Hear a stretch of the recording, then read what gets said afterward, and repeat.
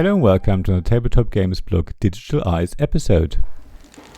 Looking back, building that last pottery had been foolhardy. Investing in the rail network would have been much more lucrative and sensible, but you had wanted to compete with your contemporaries. Maybe if you had been more careful and had planned further ahead when you first started out as an entrepreneur, things would have worked out differently. But then, nobody could have predicted the Industrial Revolution to be so transformative as it had been. Yet, overall you had done well and were certainly top Birmingham by Roxley Games. When a game is celebrated as being complex, your first instinct is to be intimidated. It took me a long time to pluck up the courage and suggest to my weekly games group that we should try Birmingham. I felt that over the years we had tackled more and more complex games, and that now we were finally ready to go up to the next level of complexity. Convincing the others actually turned out to be not too difficult, because after having moved our weekly meetings to an online world, we discovered more games on the various platforms and were happy to try out new things, provided that one of us would learn the rules. We had spoken about playing Birmingham for a couple of weeks, but none of us had had the time to learn the rules, ready to teach the others. However, one week it was just the two of us, and we decided we were happy to learn the rules together and just go for it. We intended to teach the third person in our group during our next online games night, so investing half an hour going over rules together seemed a very worthwhile effort. Birmingham, like its sibling Lancashire, which in turn is a reprint of the original Brass, is rules heavy. A large chunk of its complexity comes from the sheer number of rules. The turn order itself is actually relatively simple, consisting of discarding a card and taking action, then drawing up again, and pretty most of what you do during the game is either build an industry or a network link, but the devil is in the detail, of course. The card you discard defines where you can build and what you can build. There are also things like your network and whether you connected something else to consider. It also matters what resource you produce or consume, because each one works slightly differently. There's a lot of terminology to learn, the behavior of the cards and industry to understand, and the sheer amount of tiles on your own player map to grapple with. It feels very overwhelming, but the game tries to help you. Birmingham has played over two eras, the canal era and the rail era. Yet on your first game you only want to play the first era so you can ease yourself in. The very first time you play, the canal era alone will probably take as long as playing the whole game once you're a bit more experienced. So don't be put off by the rules complexity. In the end, like with any game, once you've played it once or twice, things start to flow really quickly, and you're starting to get a feeling for where your victory points come from. What felt like exceptions or special circumstances becomes second nature and intuitive. In fact, when I played my third game of Birmingham, I started to play a bit more strategically, even tactically, looking for opportunities that another player created by their actions. After all, the whole game is very much about being very careful about deciding what to build where and when and in what order. If you get it wrong, you can set up an opponent for a huge windfall that will not only give them victory points, but might actually completely ruin your own plans and effectively lose you the game. And that's what makes this game so wonderfully exciting for me. Yet, it's not just the usual player interaction where your actions just ruin someone else's game. In Birmingham, things are a bit more complex, as you would expect. You often build industries that actually benefit another player, giving them coal or iron or beer. Yet, when these resources are used up, you will gain an even bigger benefit in the form of victory points.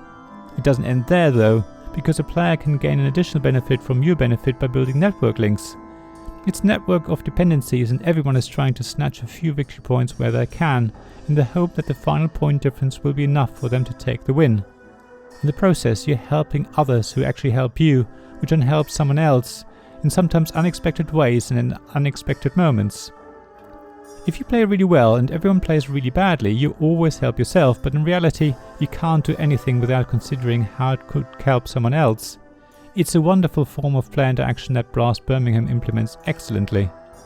The whole process is made harder because you can't just build anything where you like. Your hand of cards limits what's possible, so from the start you have to work around what options you have been given by fate. It adds another level of strategic thinking, as if the game needed even more complexity. If you discard the wrong card at the wrong time, you may curse yourself later, after already having cursed the cards from conspiring against you. Yet the cards don't actually introduce a huge amount of luck. In fact, I'd say it's minimal, hardly noticeable. You've got a hand of 8 cards, which basically allow you to plan 8 turns ahead. That should be more than enough to come up with a decent strategy without allowing you to plan ahead too far. So once you've worked up your courage, worked your way through the rules, and made it to the end of the Canal era, Brass Birmingham greets you with another quite nasty surprise. Sure, the game will ask you to tot up everyone's victory points at this stage, lulling some of you into a false sense of security because they have managed to get a 20-point lead over everyone else, while others are close to giving up because they are so very far behind. Yet, the surprise that the game has to offer isn't a difference in victory points. After all, everyone will score again at the end of the Rail era. No, the nastiness in the surprise comes when everyone has to remove pretty much most of what they've built on the map so far. It's almost like a hard reset, except for those among you who have managed to set themselves up for the Rail era. Suddenly, that 20-point difference doesn't look that big any longer. In fact, the leader will start to sweat a little as they realize that they have to start from scratch, while others are in prime position to really benefit from the Age of Steam that is coming next. By now, everyone will also have reached an income level that means money is no longer really of any consequence, except for deciding turn order each round. If not by the end of the Canal era, then a few rounds into the Rail era, everyone will be so rich that it really doesn't matter what they build or how much they have to pay. Chances are they either get most of it back at the end of the round or even earn more than they've spent. Also, money is worth nothing at the end of the game, so when you reach the halfway point in the Rail era, you may as well put everyone's money back in the bank and use it to record how much everyone spends on the turn, so that you can decide turn order for the following round. Money really has no further use now. I love this. It feels like the game is telling me that for the rich, money loses all meaning. £1 million is just as unimportant as 100 million. Or in Brass Birmingham terms, it doesn't matter whether you're spending £15 plus some coal from the market or only £5. You won't miss it and probably get it all back again. Yet, money still remains important as it pertains to player order, and that's actually quite a critical point. As the map fills up, it's increasingly more difficult to find spaces that will only, or at least mostly, benefit yourself.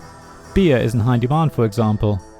So if you are clever and can ensure you spend the most money in one round so that you're last in the next round, then spend the least in that round, you will effectively get a double turn. That can be the only way to build a brewery and immediately use the beer to sell goods or otherwise gain victory points. If you're clever about it, manipulating turn order can have a huge impact later in the game. Brass Birmingham is just a glorious mix of area control, hand management, positive player interaction, which actually and ultimately benefits yourself, turn order manipulation, and plenty of strategic and some tactical thinking. It's an intimidating game that begs you to try it, and when you do, you will just squeal with frustration, enjoyment, anger, and pure excitement. You will ask yourself what you could have done differently and whether the canal was actually worth building. You won't be able to wait for another game where you can test your new strategy and ideas, only for the cards and the other players to spoil everything again. In a word, Brass Birmingham comes highly recommended. Go and buy it now. Thank you for listening to this Tabletop Games blog Digital Eyes podcast. Please check the description below for links mentioned in this episode, as well as to the written version of this article on the blog. If you enjoyed this episode, please subscribe, give us some stars or leave a review. Please also tell your friends about me, and if you want to offer financial support, check out my Patreon and Ko-fi pages, links to which you'll find in the blog at tabletopgamesblog.com. So thank you again for listening, and I hope to see you again soon.